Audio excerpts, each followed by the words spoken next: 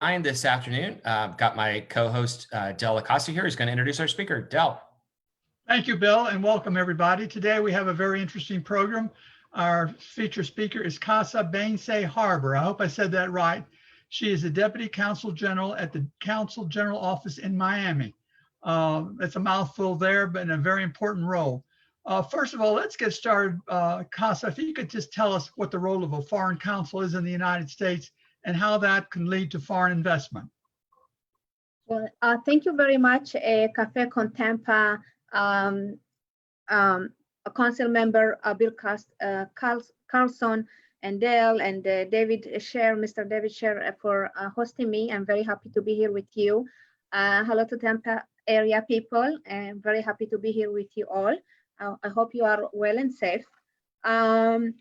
We are the Israeli consulate here, like many other consulates here.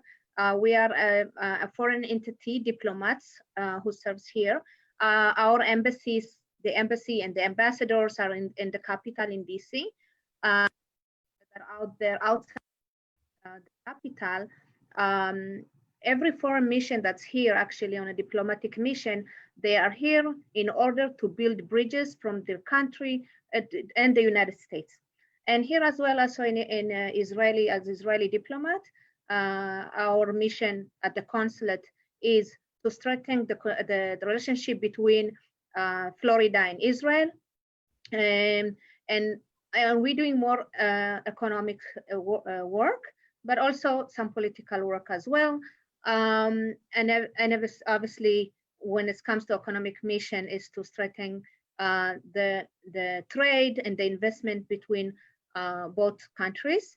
But I must say that in general, the Israel and the United States relationship is based on shared values. So this is the base of the foundation of our relationship and our friendship. In addition to that, we're strengthening our connection and relationship, people to people, business to business. And as you know, Israel is a startup nation and we have a leading technology, and we're bringing our knowledge, we're sharing our knowledge to our friends in Florida, in Tampa, Miami, but also all over the United States and also all over the world.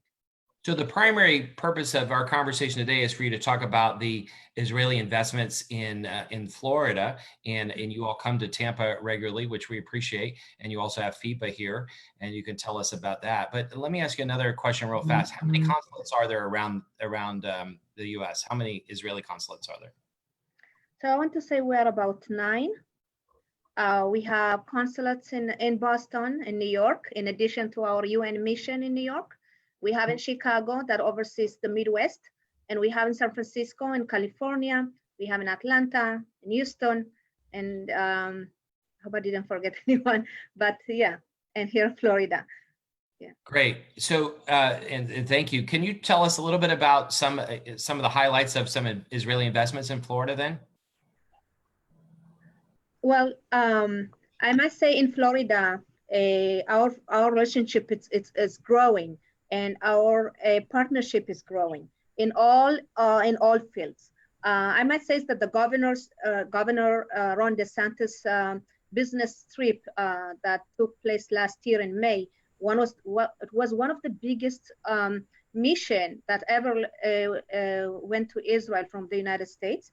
There were over 100 people. Participants on the delegation included university leaders, Jewish leaders, business leaders, cabinet and key state legislators, leadership from the University of South Florida participate on that mission as well. So that trip actually led to a lot of MOU signing and then bringing in business to business. So the trip itself that the governor initiated was very important to keep and to strengthen the relationship between Israel and Florida. Now, in addition to the governor's trip, we El Al, our national airline opened a direct flight between Miami and Tel Aviv. And those kind of things leading to investments make it easier. in other words, what I'm trying to say is our building the infrastructures. Diplomats are working in the constructions. We build bridges, okay? And we build the foundation. So in building those bridges brings more investment and more businesses to Florida. And let me ask you real fast while you're there, you were talking about El Al. I think that before COVID-19, Orlando had started seasonal trips on El Al too, right? So correct. That comes back, people from Tampa could drive to Orlando and fly to Israel. Correct. I was actually in the ceremony when we launched that line as well in Orlando. I think when we build, we always ask, question, what comes first? So I think we build the relationship and the base and the infrastructure, and then we attract businesses to come to Florida. So if you ask Israeli startups, where are you going to go in the US, they will tell you in Silicon Valley. And here, our work at the Israeli consulate is to convince our Israeli startups and high-tech companies that they have so many opportunities here in Florida. So we have so many partners like you, like FIBA, the Florida Israel Business Accelerator, that helping us doing as well. So we work very close with FIBA. And for anybody who doesn't know, FIBA is at the old Armory between Howard and Armenia, and it's housed on the same property as the JCC. So I know even if people aren't members of JCC, they will have been to events there, and it's a great think tank. In fact, we're going to have them on Café con Tampa in a month to talk about their relationship with Tel Aviv University. So that should be interesting. Which is great. They're doing a great job, and we are so happy to work with them. And they are, developing businesses and programs designed to establish and grow a successful high growth tech ventures in Florida, bringing in Israeli techs, attracting, giving them a soft landing, and basically helping them to react, to connect, and to make sure that they have enough whatever they need in order to build and grow their business in Florida. So they're doing a great job. So we work very close with them. We actually not only working with them with Israeli cutting edge startups, we work with FIBA also to extend their activities beyond Tampa. So which means just recently we have spoken, we helped them to make the connection between Fort Lauderdale and FIBA, so they will be able to open office in Fort Lauderdale. And it was actually last March that FIBA hosted a roadshow with Israeli companies participating in the FIBA program showcases and their technologies with the city of Fort Lauderdale here in Broward County. So that's one angle with FIBA. And another angle is University of South Florida and Tel Aviv, with our conversation with Mr. David Sher. University of South Florida and Tel Aviv, they had a great cooperation together toward the research, development, and exchange programs.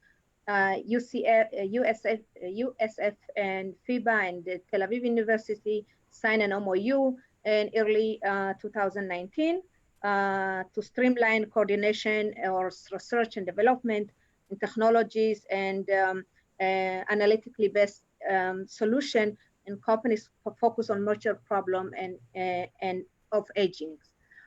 So what I'm trying to say in all those big words and businesses and phrases is in our work is based on partnership. So partnership with people like you, Café con Tampa, with FIBA, and with our great friendship and people-to-people relation. That makes it's the puzzle of bringing in more investment to attract more Israelis. So Sorry, there's a little bit of lag sometimes, so we end up accidentally cutting each other out. But why is there? Why is Israel so innovative? Why do the entrepreneurs in Israel come up with so many great ideas? And I think if you rattle some off, people would recognize the companies they don't realize are based in Israel. But what is the secret to Israel's technology success? Bill, that's a very good question, and I'm gladly answer that question. With the reestablishment of the state of Israel and reopening the gates to the Jewish people from all backgrounds to come back to the homeland, to our homeland and Holy Land, we didn't have, we live in a very troubled neighborhood. Let's put it this way, and we don't have natural resources. All we had is our people. Okay, so invest in human resources. So a lot of this, because if you depends on yourself, you have to come up with the solution with the problems that you have. I think that's something that, in addition, that's focused on education, and a lot of chutzpah. We call it chutzpah, which is to be. It's not exactly a rude, but also to challenge some social structures and this kind of things. When you are daring to innovate, and even though you fail, you try again. And this is the kind of environment that every Israeli is growing into, where it has to innovate. It has to think out of the box. That's why that makes Israelis to innovate and to bring and to come with a very creative solutions for many problems.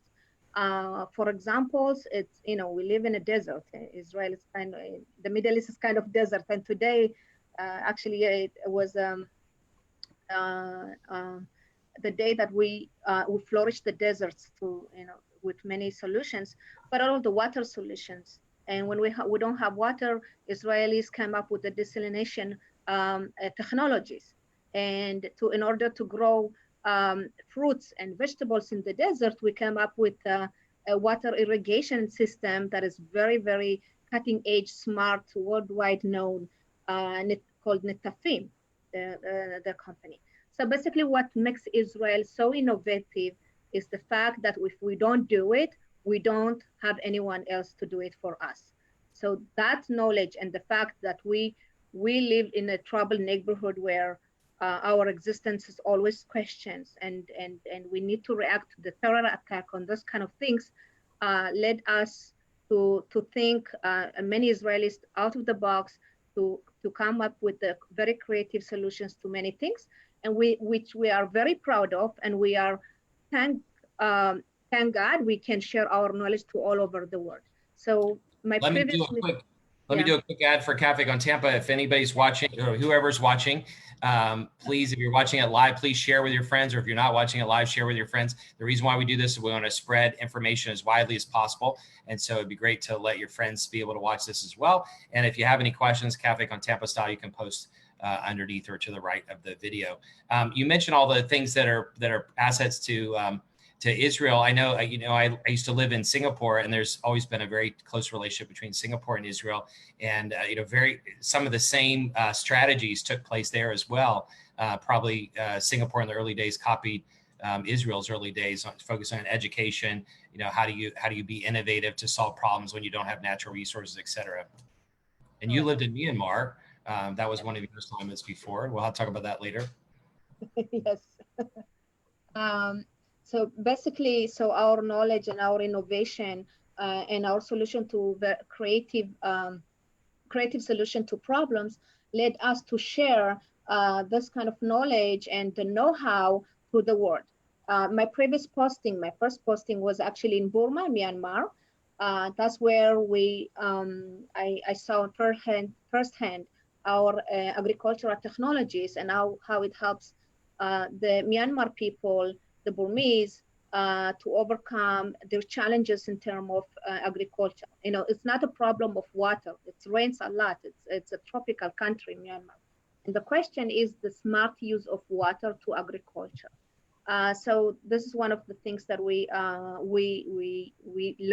helped to teach and to be smart on growing the products. In other way, it's also the beehives technologies. It should be like obvious, but the fact that we have a group of women that could not leave their home that far, but still to be independent and fruitful in their products and selling their products abroad in Europe, it's all because we help them with our technologies. We've got two questions that have just hit. Yeah. Number one, do Americans need a visa to go to Israel? And then now during COVID-19, are there any quarantine restrictions or other restrictions that people need to know about? Well, the Americans can go to Israel freely. They don't need for a visa unless it's a business visa or working visa or a student's visa. That requires a specific visa. But for a visit for a tourist, you can go freely. Now, given with the COVID-19 situations, the state of Israel allowing only to Israeli citizens to go to Israel, and foreign citizens only on very, very special cases, on a very special permission. But I must say that given that, the only foreign citizens that can still come into Israel is an organization called Save a Child Heart.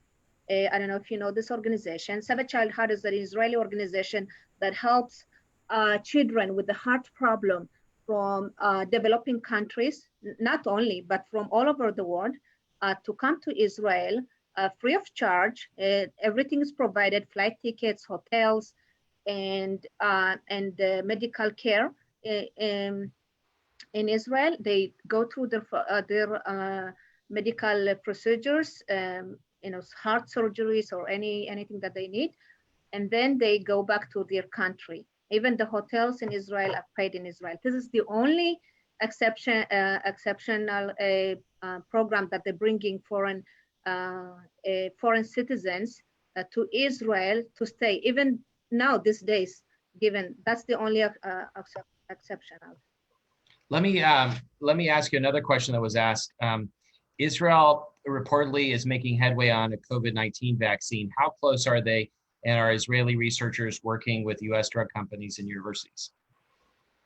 Well, there are many universities and institutions that they're working on vaccine, but none of them haven't breakthrough yet.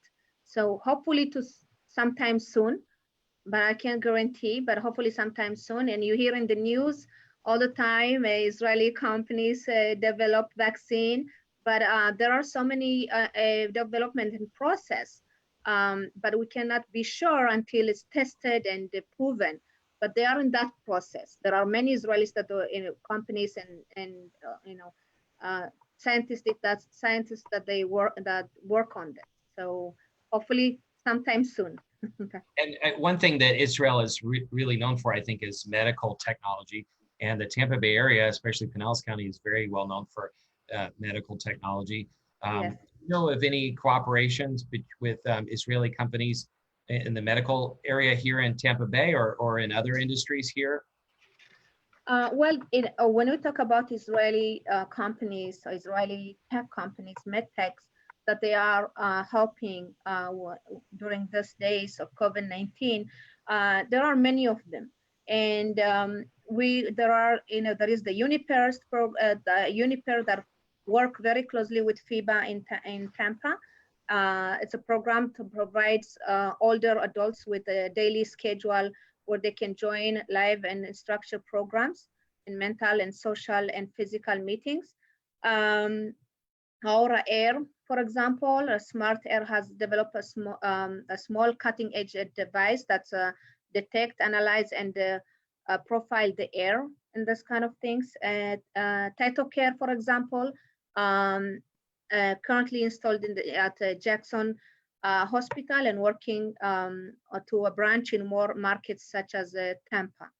And also we have Inside Tech, which is really one of the amazing companies.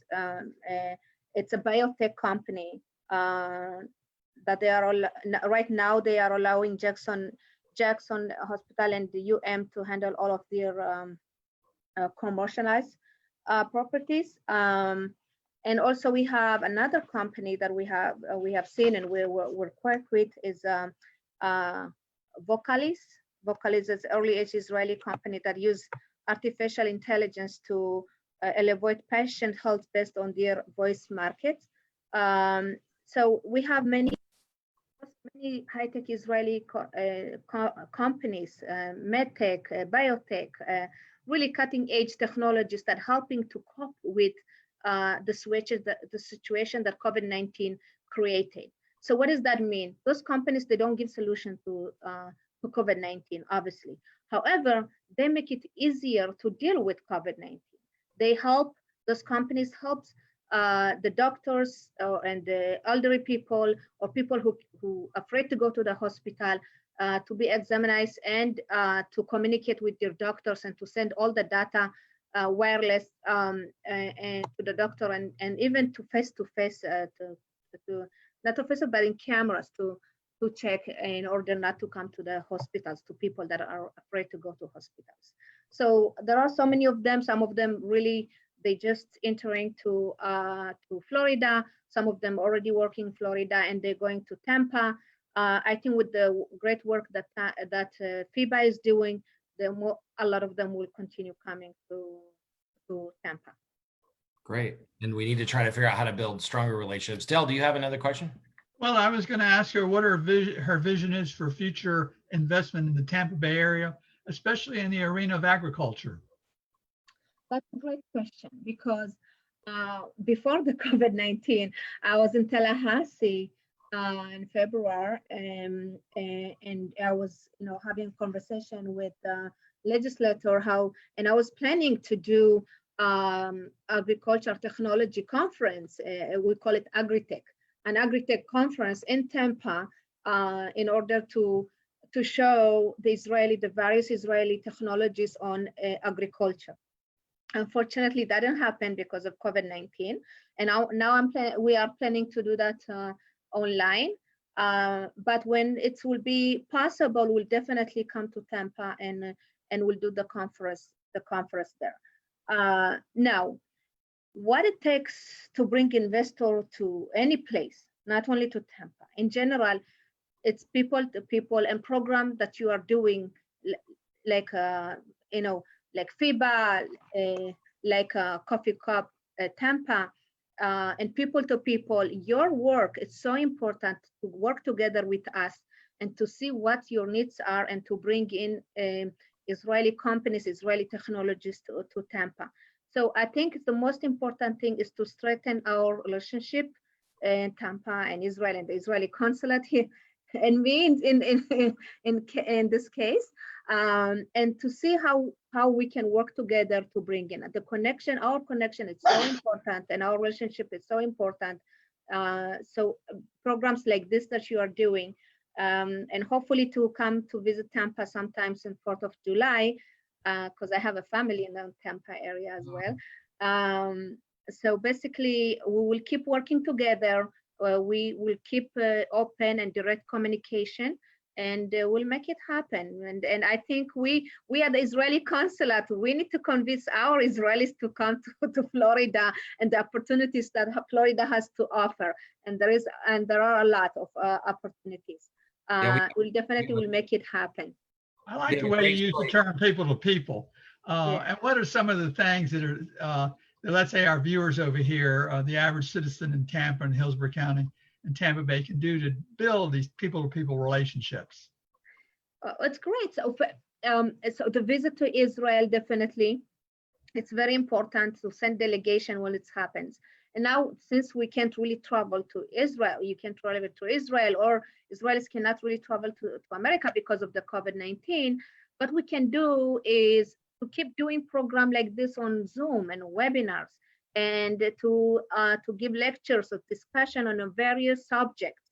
And then when you build this relationship, it will lead, God willing, when we will when we be over the COVID-19, then we'll come, better and to make a plan how to bring in more Israeli companies and to keep the relationship.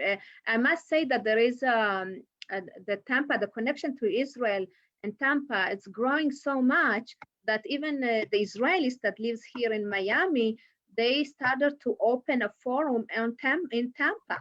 So when that forum will be open, I think it's already open, but when I will ask about their schedule, I think it's a great opportunity to connect to this community as well, the Israeli community.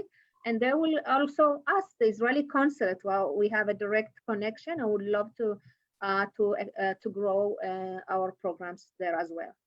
You know, there's a great story to tell with Tampa, and then when you add in St. Pete, Clearwater, you know, Sarasota, the whole region, Right. fantastic technology and people and companies that the great story that we can tell. I want to ask you in the last few minutes, I told you this before we got on, I spent about 9 days in Ethiopia, and you're originally from Ethiopia. Can you explain to anybody who doesn't know about the Jewish community in Ethiopia and how they got there? And if I remember correctly, maybe I'm wrong, but I think there was a DNA test years ago, and at least some portion of that community was related to Levi. Is that right? Can you, tell me? Yeah, well, our with the Ethiopian Jews, we call ourselves Beta Israel. Beit, it's home in Israel. We are part of people of Israel. We also known as a Falasha, and our origin is actually started from the first temple. So when with the destruction of the first temple, some people, especially from the tribe of Dan, remember the Israelites, there were 12 tribes, and Dan was one of them. Part of the Dan tribe moved to southern of Israel, and from Israel moved to Egypt, and from Egypt traveled south to Ethiopia, and some of them to Yemen. So we are also part of the Yemenite Jews. So we were isolated for thousands of years, and honestly speaking, we thought that we are the only people of Israel that left in the world. We had no connection, we had no knowledge of other part of people of Israel. Basically, the connection happened more than 100 years ago when Jews from Europe started researching the lost tribe of Israel, and somehow they found us, and we found about each other. And to make a long story short, the connection happened, and we managed to go back to Israel. But we have never left. We never lost our hope that one day we'll go back to Jerusalem. Yeah. So for anybody who's watching, if you happen to be Christian and not Jewish, it's still the same history. But I have to ask you the question. Somebody just posted also. One of the things I wanted to see when I went to Ethiopia. There's an Ethiopian temple here, by the way, too. It's a Orthodox Christian church. But every Ethiopian church has a replica of the Ark of the Covenant.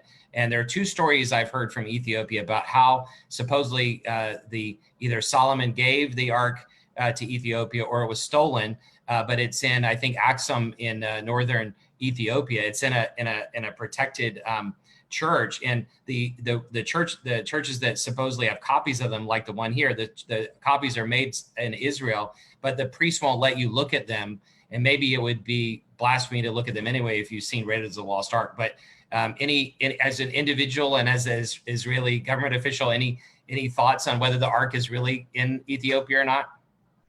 Well, I think everyone who reads the Bible knows the story of King Solomon and Queen of Sheba. That relationship led to the birth of Menelik, the first Menelik. That's the son of King Solomon and the Queen of Sheba.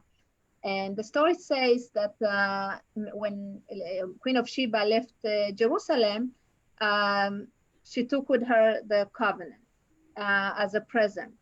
There are so many stories now. They're saying that the covenant is in Lalibela.